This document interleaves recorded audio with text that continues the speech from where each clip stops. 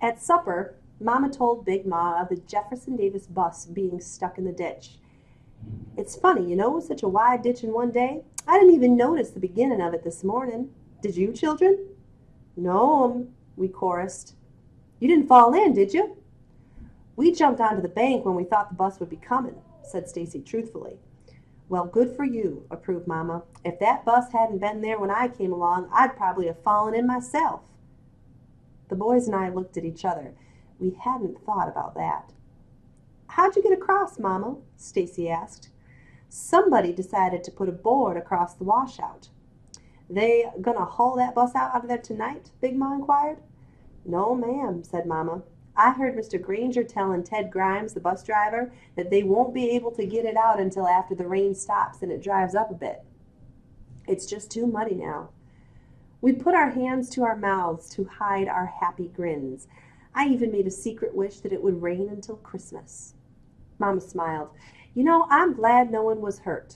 Could have been, too, with such a deep ditch.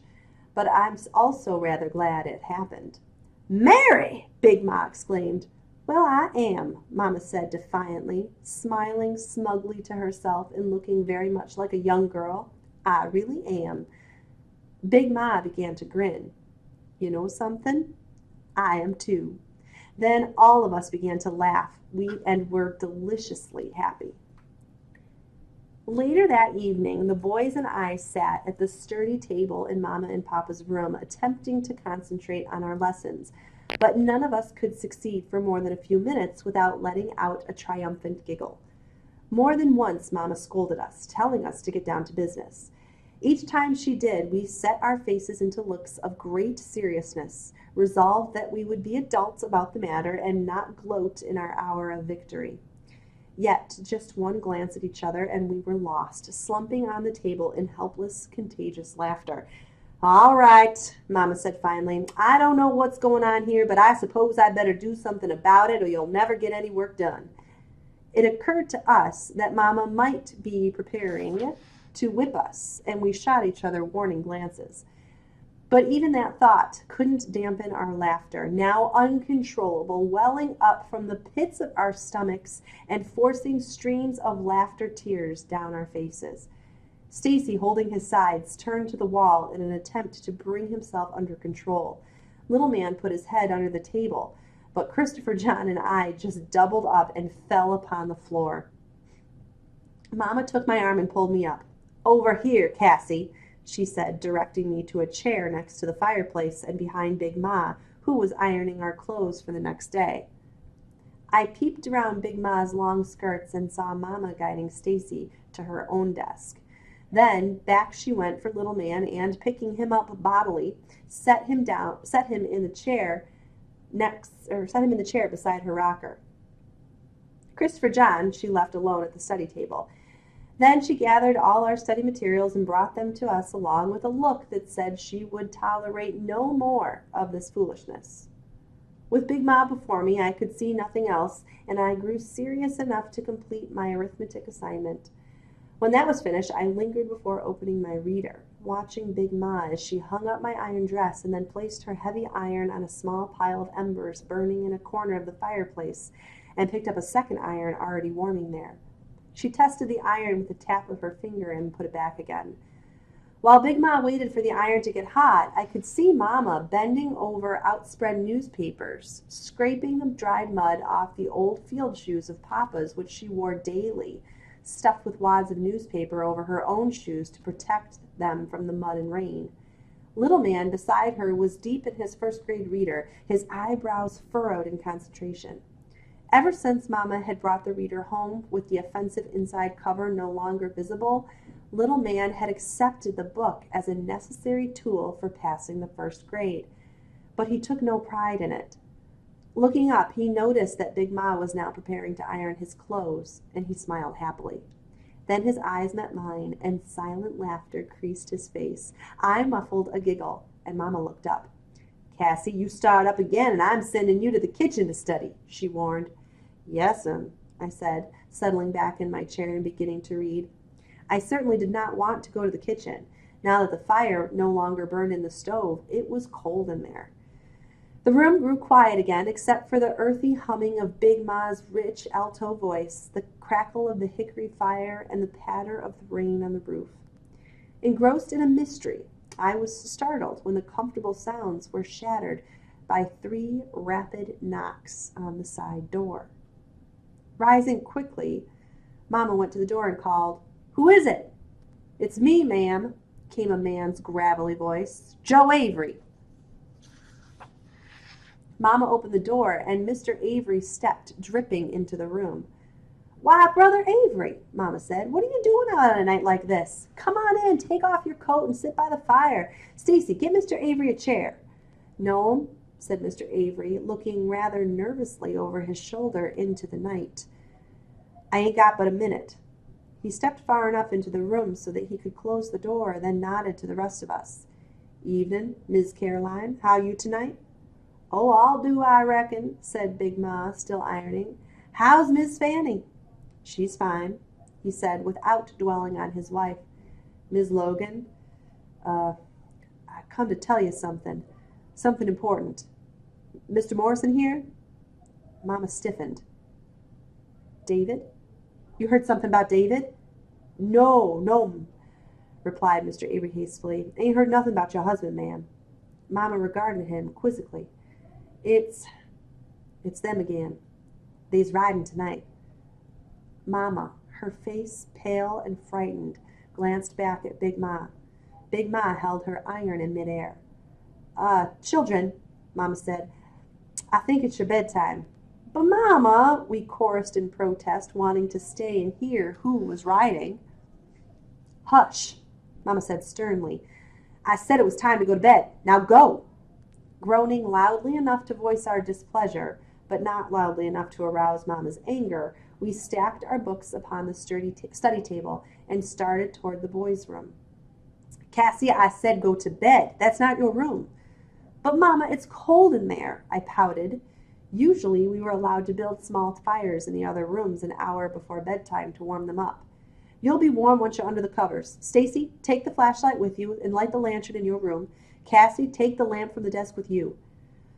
I went back and got the kerosene lamp and then entered my bedroom, leaving the door slightly ajar. "Close that door, Cassie."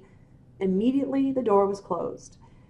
I put the lamp on the dresser and then silently slid the latch off the outside door and slipped onto the wet front porch. I crossed to the boys' room. Tapping lightly, I whispered, "Hey, let me in." The door creaked open and I darted in. The room was bathed in darkness. "What'd they say?" I asked. "Shh," came the answer. I crept to the door leading into Mama's room and huddled beside the boys. The rain softened upon the roof, and we could hear Mama asking, "But why? Why are they riding? What's happened?" "I don't rightly know," said Mr. Avery, "but y'all knows how they is. Anytime they thinks we steppin' out of our place, they feels like they gotta stop us. You know what some of 'em done to the berries." He paused, and then went on bitterly, "It don't take but a little of nothing to set them devilish nightmen off." "But something must have happened," Big Ma said. "How you know about it?" "Alls I can tell you, Miss Caroline, is what Fanny heard when she was leaving the Grangers this evening. She'd just finished cleaning up the supper dishes when Mr. Granger came home with Mr. Grimes, you know, that white school's bus driver, and 2 other men's." A clap of deafening thunder drowned Mr. Avery's words. Then the rain quickened, and the conversation was lost. I grabbed Stacy's arm. "Stacy, they're coming after us!" "What?" squeaked Christopher John. "Hush," Stacy said harshly, "and Cassie, let go. That hurts." "Stacy, somebody must have seen and told on us," I persisted. "No," Stacy replied unconvincingly. "It couldn't be." "Couldn't be?" cried Christopher John in a panic. "What do you mean it couldn't be?" "Stacy," said Little Man excitedly, "what do you think they're going to do to us? Burn us up?" "Nothing," Stacy exclaimed, standing up suddenly. "Now why don't y'all go to bed like y'all supposed to?" We were stunned by his attitude. He sounded like Mama, and I told him so. He collapsed in silence by the door, breathing hard, and although I could not see him, I knew that his face was drawn and that his eyes had taken on a haggard look. I touched his arm lightly. "Ain't no call to go blaming yourself," I said. "We all done it." but I got us into it," he said listlessly. "But we all wanted to do it," I comforted. "Not me," denied Christopher John. "All I wanted to do was eat my lunch." "Shh!" hissed little man. I could hear him again. "I better go tell Mr. Morrison," Mr. Avery was saying. "He out back?" "I'll tell him," said Mama. We could hear the side door open and we scrambled up. "Cassie, get back to your room quick," Stacy whispered. "They'll probably come check on us now." "But what'll we do?" "Nothing now, Cassie. Them men probably won't even come near here." "You really believe that?" asked Christopher John, hopefully. "But shouldn't we tell Mama?" I asked. "No, we can't ever tell nobody," declared Stacy adamantly. "Now go on, hurry." Footsteps neared the door. I dashed onto the porch and hastened back to my own room, where I jumped under the bed covers with my clothes still on. Shivering, I pulled the heavy patchwork quilts up to my chin. A few moments later, Big Ma came in, leaving the door to Mama's room open. Knowing that she would be suspicious of such an early surrender to sleep, I sighed softly and, making sleepy little sounds, turned onto my stomach, careful not to expose my shirt sleeves. Obviously satisfied by my performance, Big Ma tucked the covers more closely around me and smoothed my hair gently. Then she stooped and started fishing for something under our bed. I opened my eyes. Now what the devil was she looking for down there? While she was searching, I heard Mama approaching and I closed my eyes again. "Mama?" "Stacy, what you doing up?" "Let me help." "Help with what?" With whatever's the matter." Mama was silent a moment, then said softly, "Thank you, Stacy, but Big Ma and I can handle it." "But Papa told me to help you." "And you do, more than you know. But right now you could help me most by going back to bed. It's a school day tomorrow, remember?" "But Mama, if I need you, I'll call you. I promise." I heard Stacy walk slowly away, then Mama whispering in the doorway, "Cassie asleep?" "Yeah, honey," Big Ma said. "Go on, sit back down. I'll be out in a minute." Then Big Ma stood up and turned down the wick of the kerosene lamp. As she left the room, my eyes popped open again, and I saw her outlined in the doorway, a rifle in her hands. Then she closed the door, and I was left to the darkness. For long minutes I waited, wide awake, wondering what my next move should be.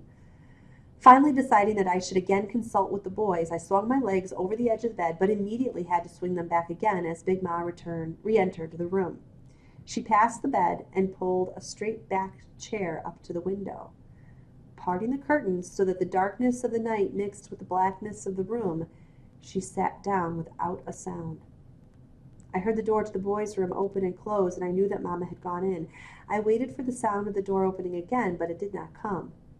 Soon the chill of the cotton sheets beneath me began to fade, and as Big Ma's presence lulled me into a security I did not really feel, I fell asleep. When I woke, it was still nightly dark. "Big Ma?" I called. "Big Ma, you there?" But there was no reply from the chair by the window. Thinking that Big Ma had fallen asleep, I climbed from the bed and felt my way to her chair. She wasn't there. Outside, an owl hooted into the night, quiet now except for the drip-drap of water falling from the roof. I stood transfixed by the chair, afraid to move. Then I heard a noise on the porch. I could not control my trembling. Again, the noise, this time close to the door, and it occurred to me that it was probably the boys coming to confer with me. No doubt Mama had left them alone, too. Laughing silently at myself, I hurried onto the porch. "Stacy," I whispered. "Christopher John?" There was a sudden movement near the end of the porch, and I headed toward it, feeling along the wall of the house. "Little man, hey, y'all, stop fooling around and answer me." I crept precariously near the edge of the high porch, my eyes attempting to penetrate the blackness of the night. From below, a scratchy bristliness sprang upon me, and I lost my balance and tumbled with a thud into the muddy flower bed. I lay paralyzed with fear. Then a long, wet tongue licked my face. "Jason? Jason, that you?"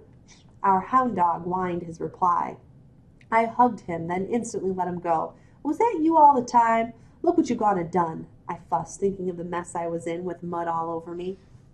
Jason whined again, and I got up. I started to climb back onto the porch, but froze as a caravan of headlights appeared suddenly in the east, coming fast along the rain-soaked road like cat eyes in the night. It's a great simile. Jason whined loudly, growing skittish as the lights approached, and when they slowed and braked before the house, he slunk beneath the porch. I wanted to follow, but I couldn't. My legs would not move. The lead car swung into the muddy driveway, and a shadowy figure outlined by the headlights of the car behind him stepped out. The man walked slowly up the drive. I stopped breathing. The driver of the next car got out, waiting. The first man stopped and stared at the house for several long moments as if uncertain whether it was the correct destination. Then he shook his head, and without a word returned to his car. With a wave of his hand, he sent the other driver back inside, and in less than a minute the lead car had backed into the road, its headlights facing the other cars. Each of the cars used the driveway to turn around, then the caravan sped away as swiftly as it had come, its 7 pairs of rear lights glowing like distant red embers, until they were swallowed from view by the Granger forest. Jason began barking now that the danger had passed, but he did not come out. As I reached for the porch to steady myself, there was a sense of quiet movement in the darkness. The moon slid from its dark covers, cloaking the earth in a shadowy white light, and I could see Mr. Morrison clearly, moving silently like a jungle cat from the side of the house to the road, a shotgun in his hand. Feeling sick, I crawled onto the porch and crept trembling toward the door. Once inside the house, I leaned against the latch while waves of sick terror swept over me. Realizing that I must get into bed before Mama or Big Ma came from the other room, I pulled off my muddy clothes, turning them inside out to wipe the mud from my body and put on my night clothes. Then I climbed into the softness of the bed. I lay very still for a while, not allowing myself to think. But soon, against my will, the vision of ghostly headlights soaked into my mind, and an uncontrollable trembling racked my body, and it remained until dawn, when I fell into a restless sleep.